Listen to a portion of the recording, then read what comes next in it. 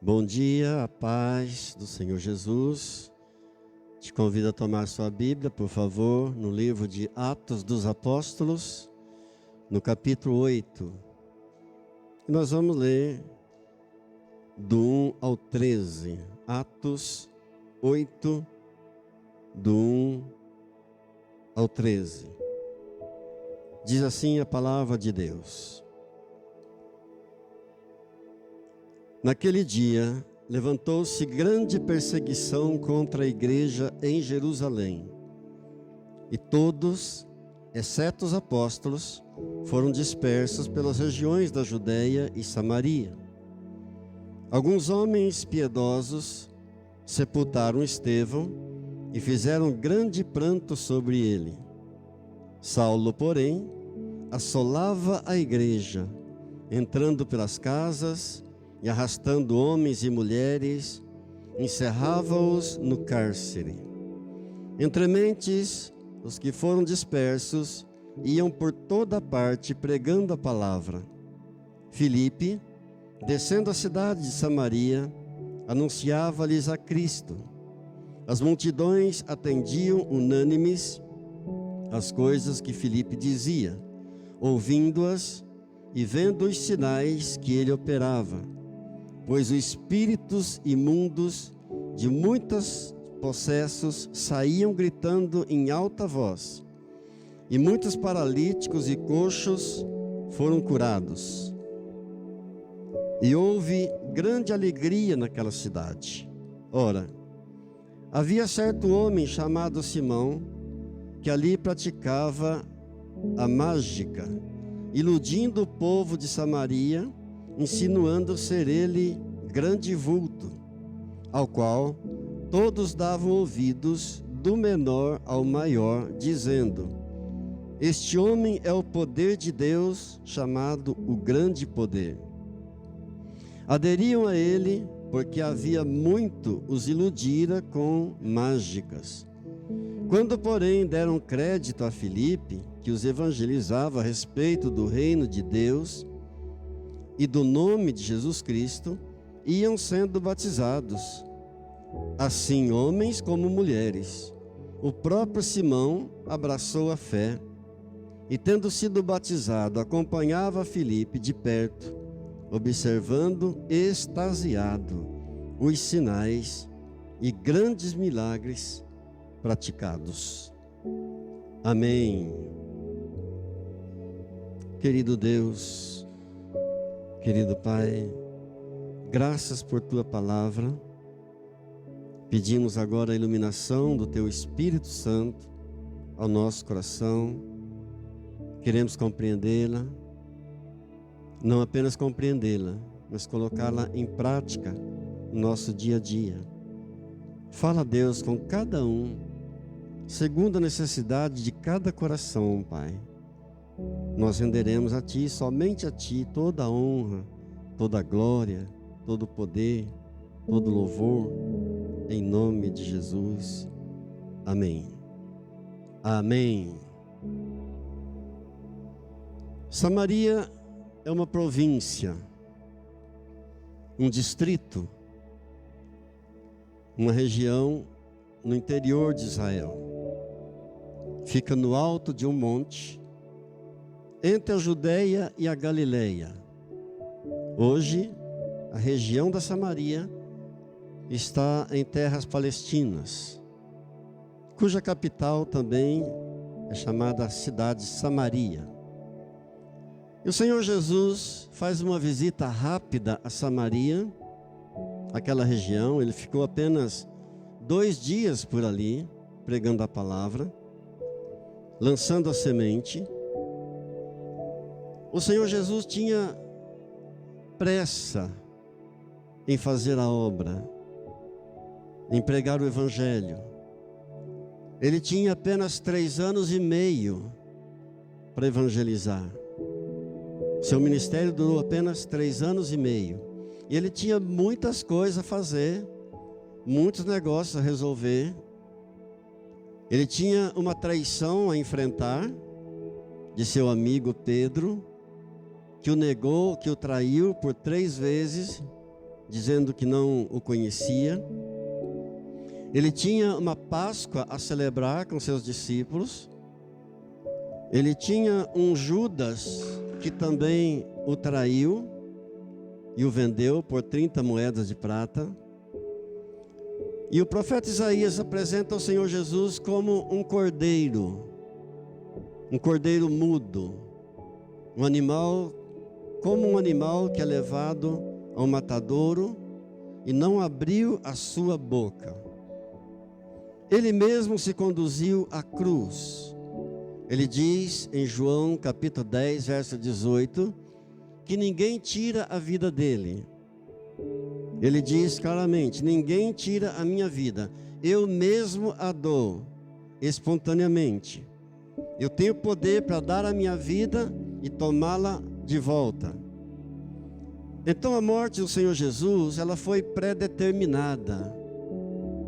A morte de Jesus, ela foi predestinada. Ele mesmo criou aquele monte chamado Calvário, onde ele seria crucificado. Ele mesmo criou a árvore de onde se extraiu a madeira para fazer a cruz em que ele foi pregado. Ele mesmo criou o ferro de onde extraíram os pregos que pregaram suas mãos e os seus pés. A Bíblia diz em Colossenses, no capítulo 1, no verso 16, nele foram criadas todas as coisas que há no céu e na terra, sejam principados, potestades, tudo foi criado por ele, coisas visíveis e invisíveis, tronos, dominações, principados, potestades, tudo foi criado por ele e tudo foi criado para ele. Ele é o Senhor de todas as coisas, diga graças a Deus. Então eles ali o pregaram na cruz e o penduraram no mais alto possível. E a ideia de se crucificar um criminoso no alto do monte, no mais alto possível, era para que todos pudessem ver. Então o Senhor Jesus ali foi pregado naquela cruz horrenda, bem visível. Ali ele curvou sua cabeça e cumpriu-se a profecia do Salmo 22, no verso 17, onde ele diz: posso contar todos os meus ossos, eles estão olhando para mim. De cabeça curvada, com dificuldade para respirar, sua barriga murcha e os ossos das costelas sobressaem. E ele podia contar os seus próprios ossos, cumprindo ali a profecia do Salmo 22, verso 17, no alto do Monte Calvário. Ali ele morreu. Ali ele morreu. E ele morreu até que a terra tremeu. Fenderam-se as rochas. As montanhas se racharam. Ele morreu até que o véu do templo se abriu de alto a baixo. Ele morreu até que os túmulos da cidade foram abertos. Os mortos saíram andando pelas ruas da cidade. Ele morreu colocando um fim à lei, inaugurando o período da graça, uma nova aliança, um novo tempo, o período da graça e o fim da lei. O centurião declarou, olhando para Jesus morto na cruz: este homem verdadeiramente era o Filho de Deus.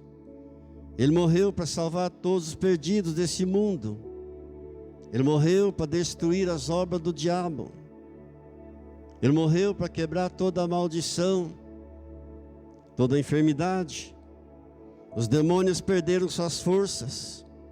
As doenças perderam suas forças.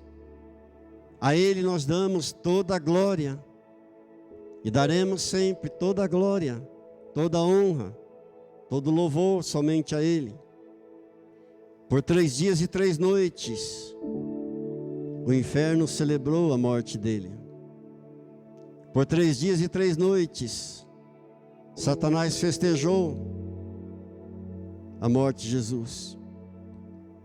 Por 3 dias e 3 noites, o mundo ficou completamente descontrolado. Por 3 dias e 3 noites, os discípulos ficaram escondidos, com medo, e se perguntando: o que será de nós agora? O que é que vamos fazer?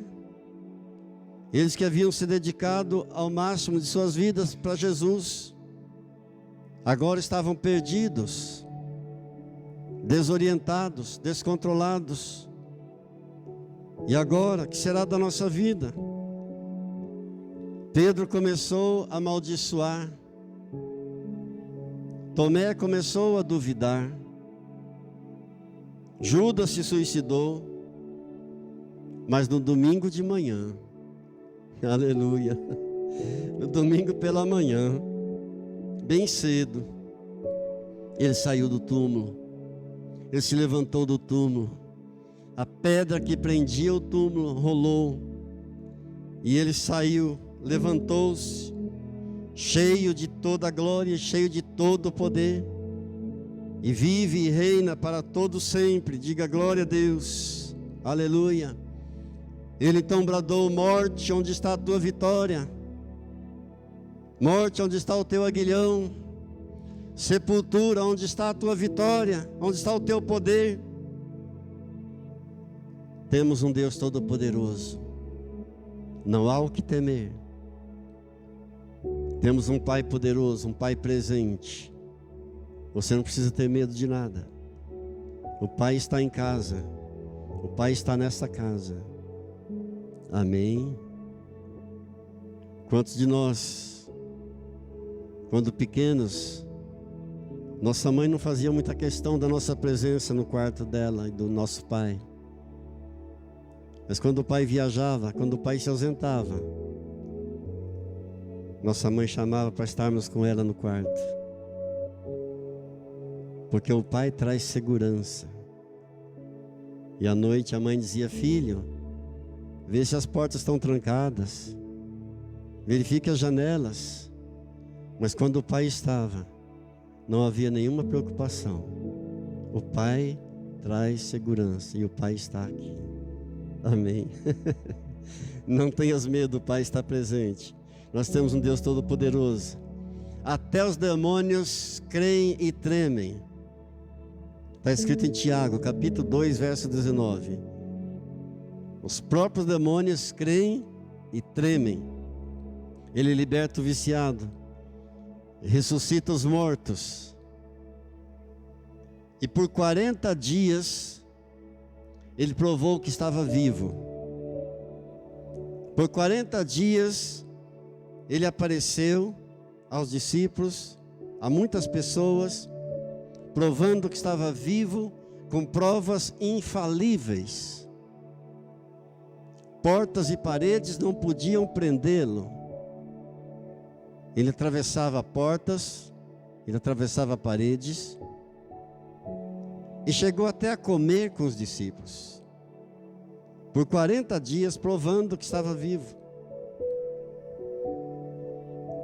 Em Lucas, no capítulo 24 de Lucas, no verso 49, ele dá uma ordem aos discípulos, e diz para eles: fiquem aqui em Jerusalém, não saiam de Jerusalém até que vocês sejam revestidos de poder. E eles obedeceram e ficaram em Jerusalém. Em Atos, no capítulo 2, no dia de Pentecostes, a Bíblia diz que eles estavam assentados, reunidos no mesmo lugar, quando de repente um som como de um vento impetuoso, encheu toda a casa. Um som como de um vento muito forte encheu toda a casa. E apareceram línguas como de fogo, e repousaram sobre cada um deles. E eles ficaram cheios do poder do Espírito Santo, e começaram a falar em línguas.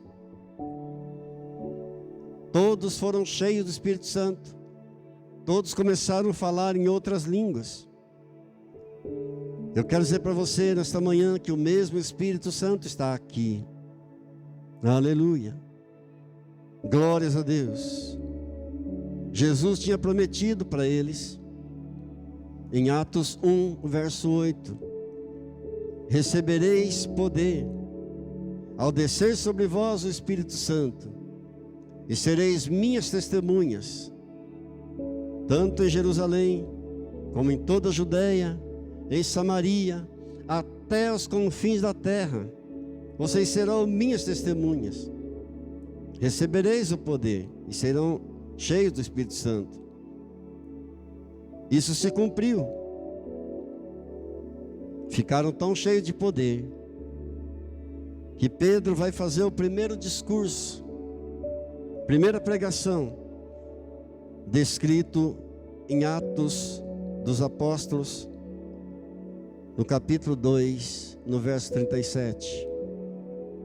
E ele estava agora tão cheio do Espírito Santo, mas com tanto poder do Espírito Santo, que nesse primeiro discurso, 3.000 almas se entregaram para Jesus, e foram batizados, quase 3.000, homens e mulheres. O Espírito Santo já não estava mais com eles, no sentido de estar ao lado deles. O Espírito Santo agora estava dentro deles. O poder de Deus tomara agora cada um deles. E nessa primeira pregação de Pedro, quase 3.000 almas se entregaram a Jesus. Ele está pregando, e diz a palavra de Deus, ouvindo as pessoas, as coisas que Pedro pregava, as palavras de Pedro, compungiu-se-lhes o coração e perguntaram a Pedro e aos demais apóstolos: que faremos agora, irmãos? E respondeu-lhes Pedro: arrependei-vos e cada um de vós seja batizado em nome de Jesus Cristo para a remissão dos vossos pecados, e recebereis o dom do Espírito Santo. Pois para vós outros é a promessa, para vossos filhos, para todos que estão ainda longe, isto é, para quantos o Senhor nosso Deus chamar.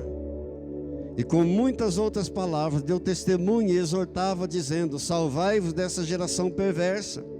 Então os que aceitaram a palavra foram batizados, havendo um acréscimo naquele dia de quase 3.000 pessoas. Glória a Deus. Glória a Deus. Agora eles estão totalmente transformados. Aqueles homens estavam medrosos, escondidos, cheios de medo dos judeus, agora estão cheios do poder da graça e da misericórdia. Como discípulos de Jesus, até agora eles estavam vivendo uma situação confortável. Como discípulos de Jesus, até agora, eles apenas assistiam, admirados, as maravilhas e milagres que Jesus operava. Mas agora, o Espírito Santo habitando neles, eles é que terão que fazer as maravilhas e milagres que Jesus fazia. E Filipe vai para Samaria, é enviado a Samaria, e começa a realizar ali os mesmos sinais, os mesmos milagres, as mesmas maravilhas que o Senhor Jesus fazia. Será que nós, às vezes também, não nos colocamos em uma situação confortável como eles estavam antes do Pentecostes? De apenas assistirmos às maravilhas, os milagres que o Senhor Jesus opera? Mas ainda que estivermos numa posição assim de zona de conforto, Deus sabe como mexer conosco. Deus sabe como nos sacudir. Deus sabe como nos tirar da zona de conforto. A boa notícia é essa, queridos. Muitas vezes Deus mexe mesmo conosco, nos tira da posição confortável para fazermos aquilo que Ele tem determinado para nós fazermos. A Bíblia diz em 1 Coríntios, capítulo 11, verso 1: Sede meus imitadores, assim como eu sou de Cristo. Quem foram os sucessores de Jesus Cristo, que passaram a fazer os mesmos sinais, maravilhas e milagres? Os apóstolos. Quem serão os sucessores dos apóstolos a realizar os mesmos sinais e maravilhas? Nós, eu e você. Por isso Paulo diz em 1 Coríntios 11, 23: Porque eu recebi do Senhor o que também vos entreguei. Ou seja, o mesmo que eu recebi do Senhor, eu passo para vocês. Sejam meus imitadores, assim como eu sou imitador de Jesus Cristo. Diga glória a Deus. Nós vamos comparar um pouquinho, sem citar nomes e sem julgar ninguém, mas vamos comparar um pouquinho os apóstolos com os pregadores dos nossos dias. Os pregadores da teologia da prosperidade. Você sabe que o apóstolo Paulo foi o maior pastor do cristianismo. O apóstolo Paulo foi o maior plantador de igrejas do cristianismo. Foi o maior missionário. Ele foi o maior teólogo que já existiu em todo o cristianismo. E ele se encontrava no final da sua vida, morrendo pobre, abandonado, sozinho em seus últimos dias, em uma masmorra, numa prisão subterrânea. Ele não deixou nenhuma herança, ele não deixou nenhuma fortuna, ele não deixou nenhuma riqueza. Enquanto que os pregadores dos nossos dias, eles constroem verdadeiros impérios, andam de avião a jato, e na vida mais luxuosa e confortável que possa existir. Mas como é que Paulo estaria se sentindo nos últimos dias, final da sua vida, morrendo pobre, sem deixar riqueza, sem deixar fortunas? Será que estaria se sentindo frustrado, revoltado, talvez amargurado? Com certeza não. Pelas palavras dele, em 2 Timóteo capítulo 4, verso 7: Eu combati o bom combate, eu completei a carreira, eu guardei a fé. Note que os verbos estão todos no passado. Eu combati o bom combate, eu completei a carreira, eu guardei a fé. Ou seja, Paulo está dizendo: a vida para mim não foi um mar de rosas. A vida para mim não foi de luxo. A vida para mim foi uma vida de combates, de luta contra o diabo, contra principados, contra potestades. A vida para mim foi dura, eu não abandonei o caminho. Eu não desisti da fé. Eu não negociei os princípios do Evangelho. Eu permaneci até o fim. Queridos, quantos cristãos hoje ficam encantados com heresias e saem do caminho, abandonam a fé, abandonam a igreja. Quantos cristãos ficam encantados com novidades e ficam buscando uma novidade aqui, uma outra novidade ali. Quantos cristãos ficam encantados com a fama e com as atrações que esse mundo oferece e se perdem e abandonam o evangelho da graça de Jesus Cristo. Quantos caídos pelo caminho afora, quantos acomodados, quantos distraídos, a despeito de todos os sinais que estamos vendo acontecer no mundo, indicando a volta do Senhor Jesus tão iminente. Os discípulos obedeceram ao Senhor Jesus e começaram a pregar. Só que logo veio uma perseguição, logo se levantou uma perseguição violenta. Lógico, claro que isso aconteceria. Jesus tinha profetizado isso em João, capítulo 15, verso 20. Está escrito: se perseguiram a mim, perseguirão a vocês também. Então eles começaram a fazer a obra, começaram a pregar. Simultaneamente, uma violenta perseguição se levantou contra eles. Está escrito em Atos, aqui no capítulo 8, verso 1. Naquele dia levantou-se grande perseguição à igreja em Jerusalém, para se cumprir o que Jesus havia dito, havia profetizado. A perseguição aumentou e se tornou tão violenta que passaram a matá-los, os discípulos de Jesus. E até hoje nós sofremos perseguições por causa de Jesus. Quem de nós nunca sofreu nada ou nenhuma perseguição por causa da nossa fé no Senhor Jesus? Mas algo eu preciso dizer para você, queridos.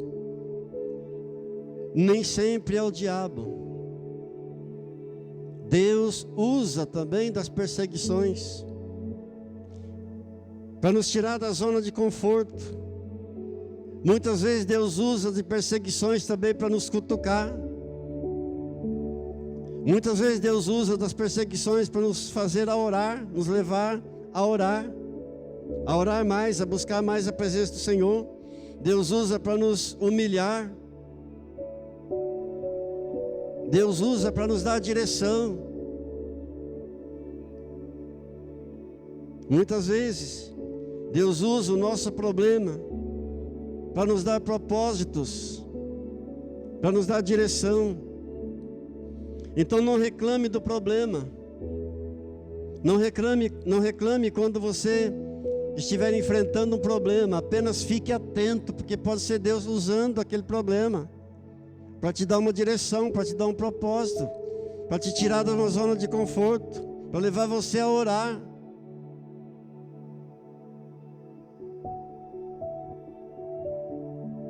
Nosso Deus é especialista em transformar problemas em bênção. Amém. Ele é especialista em transformar tragédias em bênçãos. Na verdade, de vez em quando nós deveríamos era ligar para os nossos inimigos e dizer aos nossos inimigos: muito obrigado. Já imaginou o inimigo recebendo uma ligação nossa dizendo obrigado? Obrigado porque aquilo que você imaginava que fosse um grande mal para mim, Deus transformou numa grande bênção. Obrigado porque se hoje eu sou uma pessoa de Deus, se eu sou uma pessoa de oração, foi por causa de todo aquele problema que você me causou lá atrás.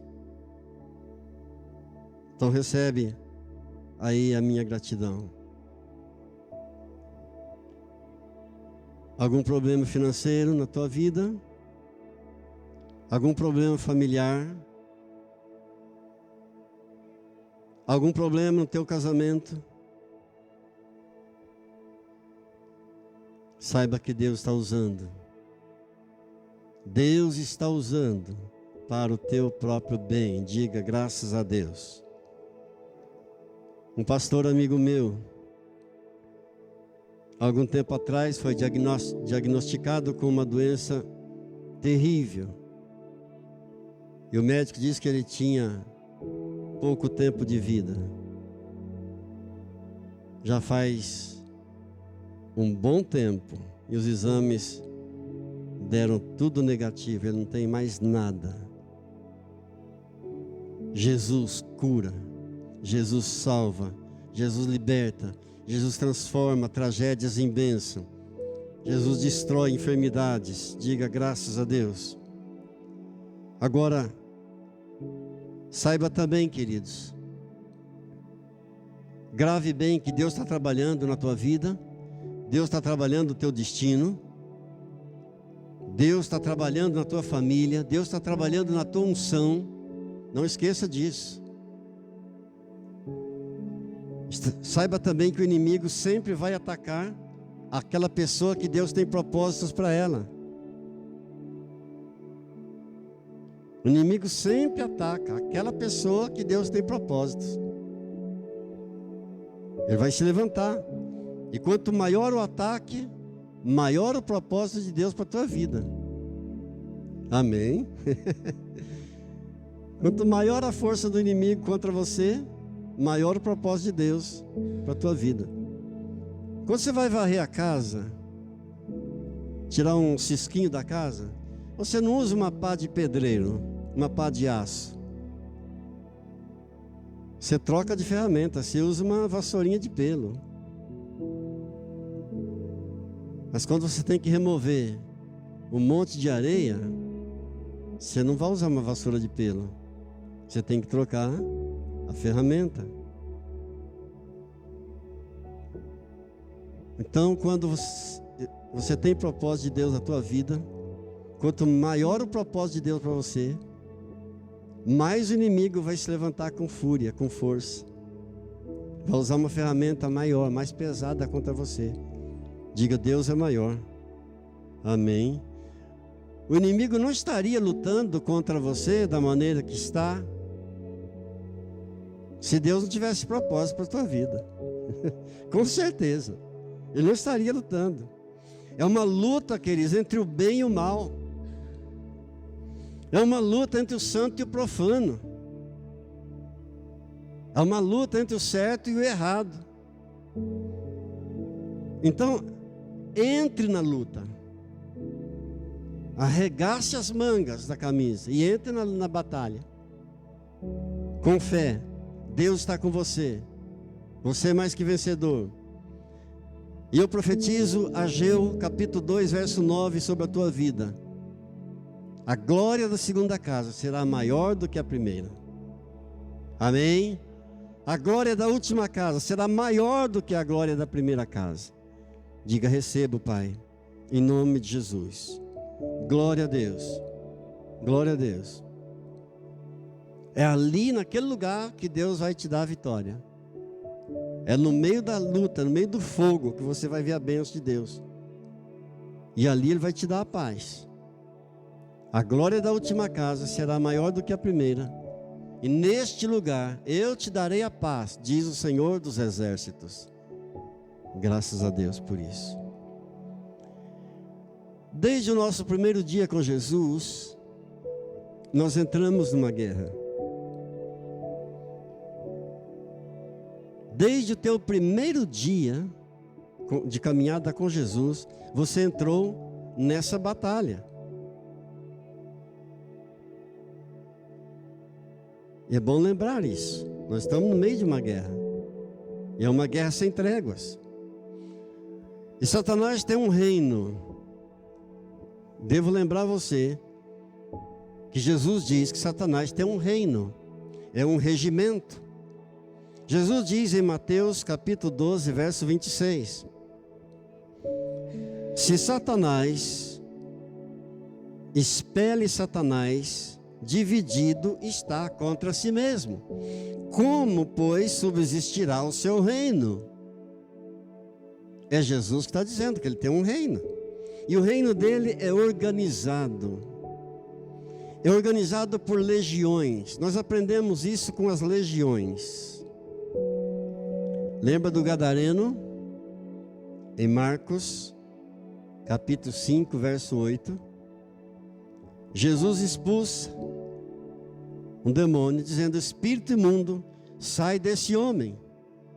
No verso 9, Jesus pergunta: qual é o teu nome? E o demônio então responde: legião é o meu nome, porque nós somos muitos. Então é um reino organizado, é um regimento, é organizado por legiões. Por isso Paulo nos exorta em Efésios capítulo 6, verso 10, do 10 ao 20, para nos revestirmos de toda a armadura de Deus. Quanto ao mais, irmãos, fortalecei-vos no Senhor pelo seu soberano poder, revesti-vos de toda a armadura de Deus, para que possais resistir às ciladas do demônio. Pois não é contra homens de carne e sangue que temos de lutar, mas contra principados e potestades, contra os príncipes deste mundo tenebroso e contra as forças espirituais da maldade espalhadas nos ares. A guerra é no plano espiritual, não é no natural. Não é contra homens, não é contra pessoas de carne e sangue. É contra principados e potestades. O reino de Satanás, ele é organizado. E quando Satanás prepara um ataque, ele não prepara um ataque só contra uma pessoa. Ele prepara um ataque contra toda a família, contra a família inteira. Ele gosta de tomar regiões, de dominar regiões. Ele gosta de dominar cidades inteiras. Lá em Mateus, no capítulo 8, no verso 31, Jesus liberta 2 endemoniados. E os demônios então dizem para eles, para Jesus: se tu vai nos expulsar, manda-nos para aquela manada de porcos. Havia uma manada de porcos por ali. E Jesus permitiu. E eles então entraram nos porcos, e toda a manada de porcos se precipitou do despenhadeiro abaixo e se afogaram no mar. Eles não sabiam o que aconteceria, senão eles não teriam pedido para Jesus, para que Jesus o enviasse a manada de porcos. O que significa isso? Eles não queriam sair daquele território. Eles não queriam sair daquela região. Eles tomam uma região inteira, eles tomam até cidades inteiras. Principados ocupam territórios. Principados tomam cidades inteiras. Principados se levantam em ataque contra uma família inteira. Mas quero lembrar também você que hoje aqui está quem é maior que Satanás.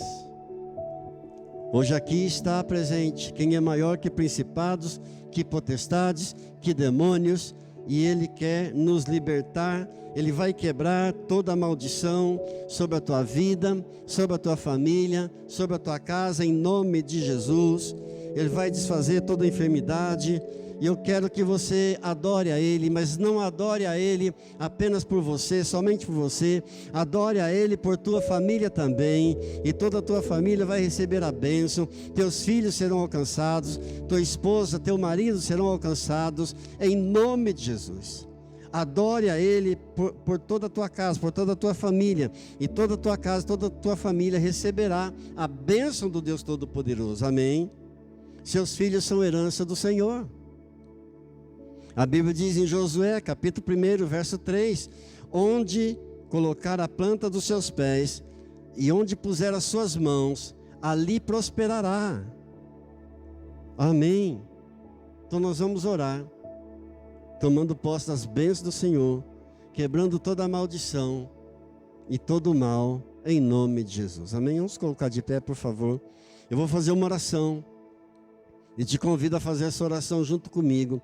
Se você assim desejar, diga: Deus Pai Todo-Poderoso, em nome de nosso Senhor Jesus Cristo, pelo poder do Espírito Santo, pelo poder do sangue de Jesus, pelo poder da palavra de Deus, pelo poder da minha fé, eu ao seu, diga seu nome, em nome de Jesus, renuncio, renego, rejeito e expulso a Satanás e todos os demônios. Em nome de Jesus, eu cancelo agora todo mal, toda palavra de peso, toda palavra de maldição, toda palavra negativa, toda praga lançada contra mim, todo ódio contra mim, eu cancelo no reino espiritual, em nome do Senhor Jesus. Eu me cubro com o sangue do Senhor Jesus Cristo para me proteger, e nesse sangue eu quebro agora toda maldição, toda enfermidade sobre a minha vida, sobre a minha casa, sobre a minha família, sobre os meus bens. Em nome de Jesus, eu tomo posse da promessa de Deus em Josué capítulo 1, verso 3, que onde eu colocar a planta dos meus pés e as minhas mãos, ali prosperará. Ali o Senhor me dará paz. Deus, em nome de Jesus, eu renuncio, eu renego, eu rejeito e expulso de mim todo ódio, ira, inveja, maledicência, todo palavrão, toda enfermidade, todo desejo de vingança, em nome de Jesus, todo mau pensamento, todo pensamento que não condiz com a palavra de Deus, eu expulso da minha mente, em nome de Jesus. Eu declaro que a minha mente não é um depósito de lixo de Satanás, mas a minha mente é um depósito da palavra de Deus, das bênçãos do Deus Altíssimo. Em nome de Jesus, eu dou graças a Deus Pai, por Jesus Cristo, que me deu a vitória, a bênção, a libertação, o perdão dos meus pecados, a salvação eterna. A Ele que ressuscitou e vive pelos séculos dos séculos, amém. Eu dou glórias, honras, louvores, exaltação, em nome de Jesus, em nome de Jesus. Pode aplaudir o Senhor, dar glória a Deus. Aleluia. Deus e Pai, eu te dou graças pelos teus filhos que têm sido fiéis na contribuição para a obra do Senhor, Pai. Em nome de Jesus eu peço que o Senhor não deixe faltar nada. Deus, que o Senhor retribua abundantemente cada um. Oh Pai, nós pedimos nessa hora pelos enfermos. Pai, traz a tua cura, traz o teu bálsamo, o teu alívio para aqueles que estão debaixo de sofrimento, de dores, em tratamentos, em cirurgias. Oh Deus, apresentamos a Ti, Senhor, aqueles que estão enlutados, que perderam seus entes queridos. Nós clamamos, Deus, a Tua bênção, o Teu consolo. Oh Deus querido, em nome de Jesus, venha nesta hora em auxílio de cada um. Em nome de Jesus, em nome de Jesus. A graça do Senhor Jesus, o amor do Pai e a comunhão do Espírito Santo seja sobre a tua vida, sobre a tua casa e a tua família, hoje e sempre. Amém.